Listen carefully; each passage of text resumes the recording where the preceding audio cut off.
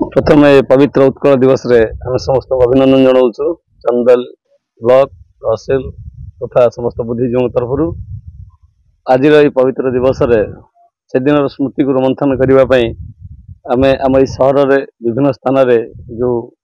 महापुरुष मान सब प्रतिमूर्ति अच्छी से सब पुष्पमाल्य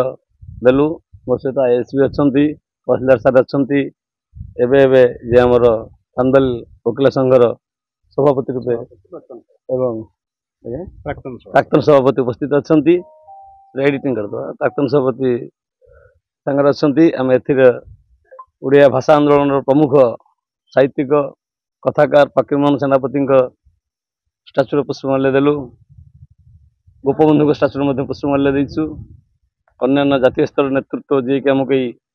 ओडिशा गोटे स्वतंत्र उत्कल प्रदेश गठन कर सहायता करते से स्टाच्यू मानक पुष्पमाल्य दी आज हूँ पवित्र उत्कल दिवस आपणकर 1936 मसीह आम स्वतंत्र ओडिशा पाई सरकार आसला आम ओडिया पक्ष पालन करुचु ओडिया अस्मिता को उज्जीवित करने जो नुआ पीढ़ीर छात्र युवक मैंने आसने ओडिशा गठन पर आम पूर्वपुरुषों बलिदान कौन थिला गोपबंधु हूँ भाषा आंदोलन में मधुबाबू हूँ स्वतंत्र ओडिशा गठन में आईनजीवी मधुबाबू हूँ गोपबंधु उत्कलमणि गोपबंधु हूँ ये समस्त को आम नुआ पीढ़ी जानतु तांकर बलिदान को अवदान को ओडिया अस्मिता को बुझंतु ओडिया बोली गर्व अनुभव करंतु यही परिप्रेक्षी आज सकाळु आम चांदवाली प्रशासन वकिल संघ एवं बुद्धिजीवी मान तरफ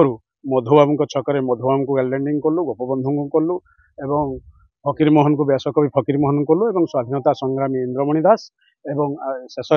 नेताजी आम पुष्पमाल्य अर्पण कलु।